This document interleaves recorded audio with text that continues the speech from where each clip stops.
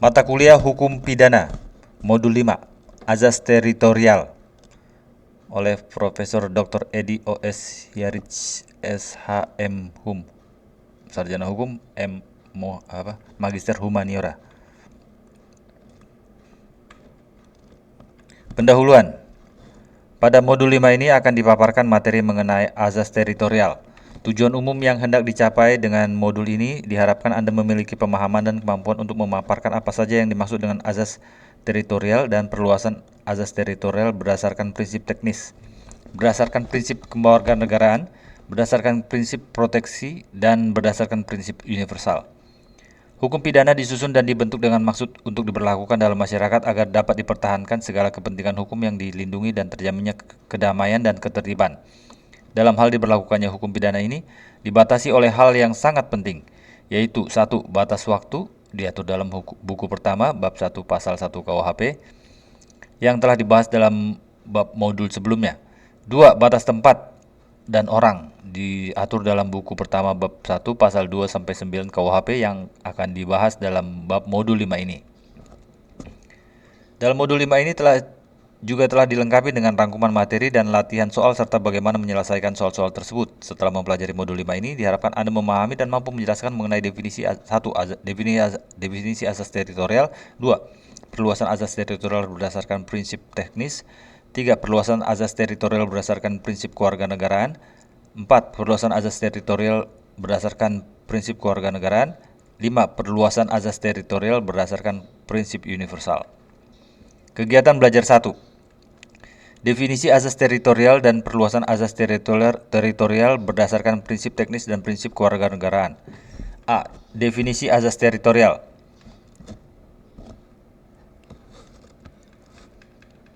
Teori tentang ruang lingkup berlakunya hukum pidana nasional menurut tempat terjadinya pembuatan atau yurisdiksi hukum pidana nasional apabila ditinjau dari sudut negara ada dua pendapat, yaitu pendidikan dan pelatihan. Ada dua pendapat. 1. Perundang-undangan hukum pidana berlaku bagi semua perbuatan pidana yang terjadi di wilayah negara, baik dilakukan oleh warga negaranya sendiri maupun oleh orang lain, azas teritorial. 2. Perundang-undangan hukum pidana berlaku bagi semua perbuatan pidana yang dilakukan oleh warga negara di mana saja itu, juga apabila perbuatan pidana itu dilakukan di luar wilayah negara. Pandangan ini disebut menganut asas personal atau prinsip nasional aktif. Batas diberlakukannya hukum pidana menurut tempat diatur dalam pasal 2, 3, pasal 2, pasal 3, pasal 4, pasal 8, dan pasal 9 KUHP, sedangkan batas berlakunya hukum pidana menurut orang atau subjeknya diatur dalam pasal 5, pasal 6, pasal 7 KUHP. Azas teritorial adalah azas yang menegaskan bahwa hukum pidana suatu negara mutlak berlaku di wilayah negara yang bersangkutan terhadap semua orang, baik terhadap warga negara sendiri maupun terhadap warga negara asing yang melakukan tindak pidana di wilayah negara tersebut. Perundang-undangan hukum pidana berlaku bagi semua perbuatan pidana yang berlaku di wilayah negara, baik dilakukan oleh warga negaranya sendiri maupun oleh orang lain atau azas wilayah. Azas teritorial. Azas ini diatur dalam dalam Kitab Undang-Undang Hukum Pidana KUHP, yaitu dalam pasal 2 KUHP yang menyatakan ketentuan pidana dalam perundang-undangan Indonesia diterapkan bagi setiap orang yang melakukan suatu tindak pidana di Indonesia. Pasal ini dengan tegas menyatakan azas teritorial dan ketentuan ini sudah wajarnya berlaku bagi negara yang berdaulat. Azas teritorial lebih menitikberatkan pada terjadinya perbuatan pidana di dalam wilayah negara, tidak mempermasalahkan siapa pelakunya, warga negara atau orang asing. Sedang dalam azas kedua, azas personal atau azas nasional yang aktif, menitikberatkan pada orang yang melakukan perbuatan pidana, tidak mempermasalahkan tempat terjadinya perbuatan pidana. Azas teritorial yang pada saat ini banyak diikuti oleh negara-negara di dunia termasuk Indonesia. Hal ini adalah wajar karena tiap-tiap orang yang berada di wilayah suatu negara harus tunduk dan patuh kepada peraturan-peraturan hukum negara di mana yang bersangkutan berada. Perluasan dari azas teritorialitas diatur dalam pasal 3 KUHP yang menyatakan ketentuan pidana perundang-undangan Indonesia berlaku bagi setiap orang yang di luar wilayah Indonesia melakukan tindak pidana di dalam kendaraan air atau pesawat udara Indonesia. Ketentuan ini memperluas berlakunya pasal 2 KUHP, tetapi tidak berarti bahwa perahu atau kendaraan air dan pesawat terbang lalu dianggap sebagai wilayah Indonesia. Tujuan dari pasal ini adalah supaya perbuatan pidana yang terjadi di dalam kapal atau pesawat terbang yang berada di perairan bebas atau berada di wilayah udara bebas tidak termasuk wilayah teritorial suatu negara sehingga ada yang mengadili apabila terjadi suatu perbuatan pidana. Setiap orang yang melakukan perbuatan pidana di atas alat pelayaran Indonesia di luar wilayah Indonesia, maksudnya apa?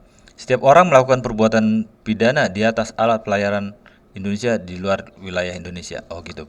Alat pelayaran pengertian lebih luas dari kapal. Kapal merupakan bentuk khusus dari alat pelayaran di luar Indonesia atau di laut bebas dan laut wilayah negara lain. Asas-asas ekstrateritorial, kekebalan dan hak-hak istimewa, immunity dan privilege. 1. Kepala negara asing dan anggota keluarganya. 2. Pejabat-pejabat perwakilan asing dan keluarganya. 3. Pejabat-pejabat pemerintahan negara asing yang berstatus diplomatik yang dalam perjalanan melalui negara-negara lain atau menuju negara lain. 4. Suatu angkatan bersenjata yang terpimpin. 5. Pejabat-pejabat badan internasional. 6. Kapal-kapal perang dan pesawat udara militer ABK di atas kapal maupun di luar kapal. 6. Perluasan asas teritorial berdasarkan prinsip teknis. Berpegang pada prinsip bahwa setiap negara berhak mengatur dan mengikat segala hal mengenai dirinya sendiri dan tidak dapat mengikat ke dalam negara lain, maka hukum pidana yang dibentuk oleh suatu negara pada dasarnya hanya berlaku untuk orang-orang yang ada dalam wilayah hukum negaranya sendiri. Berdasarkan kedaulatan suatu negara, prinsip yang mendasar ini tentulah sangat logis dan dipegang dengan kuat oleh negara manapun sejak dulu sampai kini. Prinsip ini dalam arti hukum pidana Indonesia berlaku di dalam wilayah hukum Indonesia sendiri dirumuskan secara tegas dalam pasal 2. Dalam ketentuan tersebut di atas yang menjadi dasar berlakunya hukum adalah tempat atau wilayah hukum negara tanpa memperhatikan atau mempersoalkan siapa atau apa kualitasnya atau keluarga negaranya. Ups.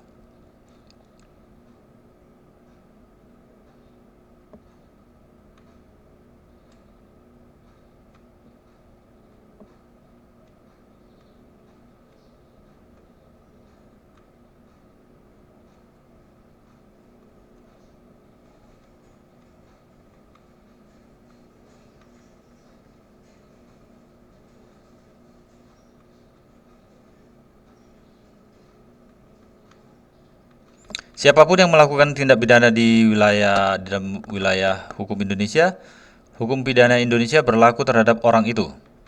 Sejauh mana luas dan batas wilayah hukum Indonesia itu sesuai dengan keputusan Konstituante nomor 47 garis miring K garis miring 1957 dinyatakan bahwa wilayah negara Republik Indonesia adalah wilayah yang dimasukkan pada waktu proklamasi kemerdekaan Indonesia pada tanggal 17 Agustus 1945 yang meliputi wilayah bekas Hindia Belanda dulu menurut keadaan pada saat pecah perang Pasifik tanggal 7 Desember 1941. Sudah barang tentu yang dimasukkan wilayah ini itu termasuk terdiri atau termasuk darat, laut, dan udara di atas darat dan lautannya. Wilayah laut Indonesia sebelum tahun 1957 menurut Territoriale ZN Maritime Kringen Ordonansi STB apa nih?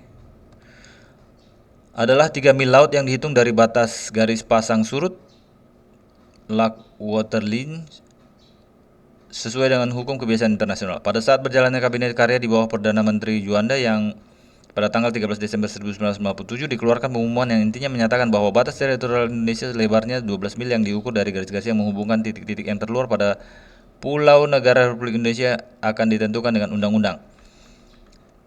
Prinsip batas laut 12 mil yang dideklarasikan tersebut kemudian dituangkan dalam Undang-Undang Nomor 4 PRP tahun 1960 LN apa? Tentang perairan Indonesia yang kemudian prinsip ini dikukuhkan dengan ketetapan MPR Nomor 4 garis miring MPR garis miring 1973 tentang garis-garis besar haluan negara dan dalam huruf E mengenai wawasan Nusantara yang memandang bahwa perwujudan Kepulauan Nusantara sebagai kesatuan politik, kesatuan sosial dan budaya, kesatuan ekonomi, kesatuan pertahanan dan keamanan, di mana prinsip wilayah Indonesia sebagai suatu kesatuan yang meliputi tanah, darat, dan air, laut, dan udara secara tidak terpisahkan telah tercakup di dalamnya. Ketentuan pasal 2 diperluas oleh pasal 3 termasuk melakukan tindak pidana dalam kendaraan air Indonesia dan pesawat udara Indonesia. Perluasan berlakunya hukum Indonesia menurut pasal 3 semula hanyalah pada atau dalam kendaraan air Indonesia saja, baru dengan Undang-Undang Nomor 4 Tahun 1976 diperluas dengan di dalam pesawat udara Indonesia. Tentang apa yang dimaksud dengan kendaraan air, Vaartuig, Undang-Undang atau KUHP tidak memberikan penjelasan lebih jauh, tapi ada keterangan tentang kapal, ship Indonesia. Dimuat dalam pasal 95 yang menyatakan bahwa yang disebut kapal Indonesia adalah kapal yang mempunyai surat laut atau pas kapal atau surat izin sebagai pengganti sementara menurut aturan-aturan umum mengenai surat laut dan pas kapal di Indonesia. Vaartuig oleh Engelbrecht diterjemahkan dengan alat pelayar atau muljatno dengan perahu, atau menurut Undang-Undang Nomor 4 Tahun 1976 disebut dengan kendaraan air sebenarnya adalah segala jenis kendaraan yang berada dan bergerak atau berjalan berlayar di atas air. Termasuk pengertian Vaartuig adalah perahu, tongkang, rakit, kapal, dan alat pelayar lainnya yang baik yang digerakkan dengan mendayung atau tenaga manusia, dengan angin atau dengan mesin. Kapal adalah kendaraan air yang pada umumnya digerakkan dengan mesin. Jadi kapal, ship merupakan pengertian khusus dari kendaraan air. Ketentuan mengenai surat laut atau pas kapal diatur dalam Zeebrieven en Scheepspassen Besluit 1934. STB apalagi nih. Mengenai surat laut atau pas kapal ini ditentukan antara lain sebagai berikut. A. Kapal laut harus mempunyai surat laut Zeebrief. Kapal laut yang dimaksud itu ialah kapal laut yang ukuran besarnya di bagian dalam adalah 500 meter persegi atau 500 meter kubik. Bukan persegi, kubik. 500 meter kubik dan bukan kapal nelayan atau kapal pesiar. B. Kapal laut berukuran 20 meter kubik atau kurang dari 500 meter kubik diberikan pas tahunan. C. Bagi kapal-kapal laut yang berukuran kurang dari 20 meter kubik atau kapal nelayan atau pesiar diberikan pas kecil. D. Bagi kapal laut yang ukurannya 500 meter kubik atau lebih yang dibuat di luar negeri dapat diberikan surat laut sementara oleh Departemen Perhubungan. Jika kapal laut itu telah sampai di Indonesia, surat laut sementara itu diganti dengan surat laut biasa. E. Apabila surat laut sementara itu belum dapat diberikan, maka dapat diberikan izin sementara. Voorlopige vergunning oleh Konsulat Indonesia. F. Pengertian pesawat udara Indonesia yang diterangkan dalam pasal 95A adalah pesawat udara yang didaftar di Indonesia sebagaimana dirumuskan pada ayat 1. Sementara itu diterangkan dalam ayat 2 bukan perluasan pengertian dari pesawat udara Indonesia, melainkan perluasan berlakunya hukum pidana Indonesia terhadap orang yang melakukan tindak pidana menurut hukum pidana Indonesia dalam pesawat asing di luar wilayah teritorial Indonesia. Dengan ketentuan bahwa pesawat asing itu harus disewa tanpa awak pesawat dan dioperasikan oleh perusahaan penerbangan Indonesia.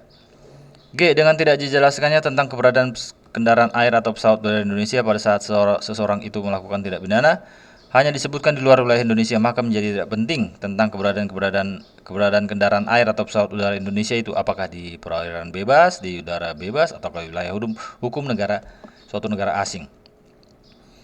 C. Perluasan azas teritorial berdasarkan prinsip kewarganegaraan. 1. Azas nasional aktif. Azas nasional aktif bertumpu pada kewarganegaraan pembuat hukum pidana mengikuti kewarganegaraannya kemanapun ia berada. Inti azas ini tercantum di pasal 5 KUHP. Azas nasional yang aktif tidak mungkin digunakan sepenuhnya terhadap warga negara yang sedang berada di dalam wilayah negara lain yang berkedudukannya sama-sama berdaulat. Apabila ada warga negara asing yang berada dalam suatu wilayah negara telah melakukan tindak pidana dan tidak diadili menurut hukum negara tersebut, maka berarti bertentangan dengan kedaulatan negara tersebut. Pasal 5 KUHP Hukum Pidana Indonesia berlaku bagi warga negara Indonesia di luar Indonesia yang melakukan perbuatan pidana tertentu, kejahatan terhadap keamanan negara, martabat kepala negara, penghasutan dan lain-lain, yaitu Pasal 5 KUHP menyatakan 1. Ketentuan pidana dalam perundang-undangan Indonesia diterapkan bagi warga negara yang di luar Indonesia melakukan salah satu kejahatan yang disebut dalam bab 1 dan bab 2 buku 2 dan pasal 160, 161, 240, 279, 450 dan pasal 451. Salah satu perbuatan yang oleh suatu ketentuan pidana dalam perundang-undangan Indonesia dipandang sebagai kejahatan, sedangkan menurut perundang-undangan negara di mana perbuatan itu dilakukan diancam dengan pidana. 2. Menuntun perkara sebagaimana dimaksud dalam butir 2 dapat dilakukan juga jika terdakwa menjadi warga negara sesudah melakukan perbuatan. Sekalipun rumusan pasal 5 ini memuat perkataan diterapkan bagi warga negara Indonesia yang di luar wilayah Indonesia sehingga seolah-olah mengandung azas personal, akan tapi sesungguhnya pasal 5 KUHP memuat azas melindungi kepentingan nasional.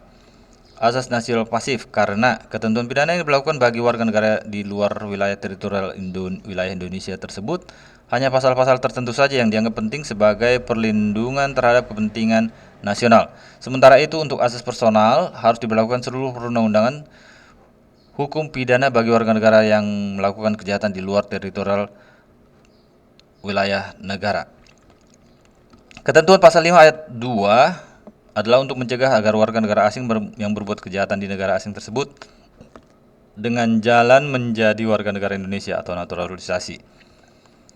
Bagi jaksa maupun hakim tindak pidana yang dilakukan di negara asing tersebut, apakah menurut undang-undang di sana merupakan kejahatan atau pelanggaran, tidak menjadi permasalahan karena mungkin pembagian tindak pidananya berbeda dengan di Indonesia. Yang penting bahwa tindak pidana tersebut di negara asing tempat perbuatan dilakukan diancam dengan pidana. Sedangkan menurut KUHP Indonesia merupakan kejahatan bukan pelanggaran, yaitu ketentuan pasal 6 KUHP. Berlakunya pasal 5 ayat 1 butir 2 dibatasi sedemikian rupa sehingga tidak dijatuhkan pidana mati jika menurut perundang-undangan negara di mana perbuatan dilakukan terhadapnya tidak diancamkan pidana mati. Latar belakang ketentuan pasal 6 ayat 1 butir 2 KUHP adalah untuk melindungi kepentingan nasional timbal balik mutual legal assistance. Oleh karena itu menurut Mulyatno sudah sewajarnya pula diadakan imbangan pulu terhadap maksimum pidana yang mungkin dijatuhkan menurut KUHP negara asing tadi. A. Ketentuan umum. Pidana dalam hukum undang-undang Indonesia ditetapkan bagi warga negara yang ada di luar Indonesia melakukan.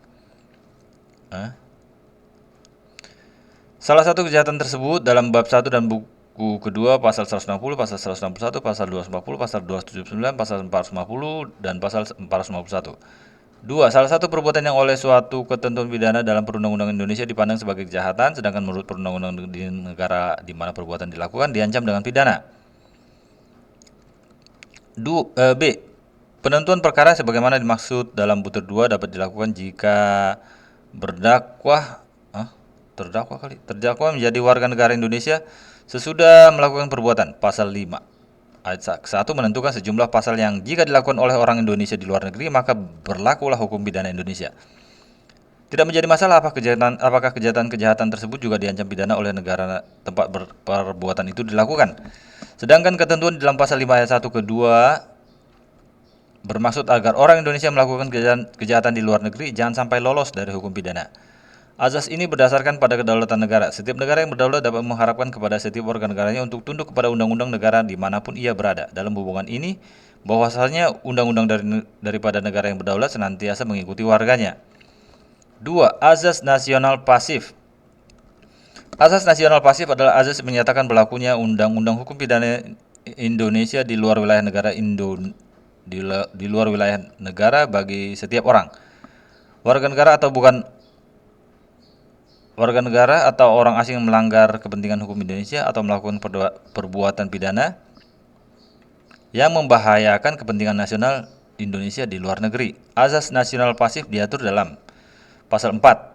Ketentuan pidana dalam perundang-undangan Indonesia diterapkan bagi setiap orang yang melakukan di luar Indonesia. Salah satu kejahatan berdasarkan pasal 104, 106, 107, 108, 110, 111 pada ke-1 maksudnya apa sih? 127 dan 131. 2. Pemalsuan surat hutang atau sertifikat hutang atas tanggungan Indonesia. Pasal 8. Ketentuan pidana dalam perundang-undangan Indonesia berlaku bagi nahkoda dan penumpang perahu Indonesia yang di luar Indonesia. Dasar hukum dari azas nasional pasif adalah tiap-tiap negara yang berdaulat pada umumnya berhak untuk melindungi kepentingan hukumnya, walaupun kepentingan hukum dengan demikian maksudnya apa sih? Dengan demikian, undang-undang hukum pidana Indonesia dapat diperlukan terhadap siapapun, baik warga negara maupun bukan warga negara yang melakukan pelanggaran terhadap kepentingan hukum negara Indonesia dimanapun dan terutama di luar negeri. Misalnya melakukan kejahatan penting terhadap keamanan negara serta kepala negara Indonesia. Lanjut, latihan. Soalnya apa? Jelaskan asas teritorial, perluasan asas teritorial berdasarkan prinsip kewarganegaraan. Oke, kita lihat rangkuman. Tidak ada rangkuman. Oke, dengan demikian modul 5 kegiatan belajar 1 berakhir. Nanti akan dimulai dengan modul 5 kegiatan belajar 2.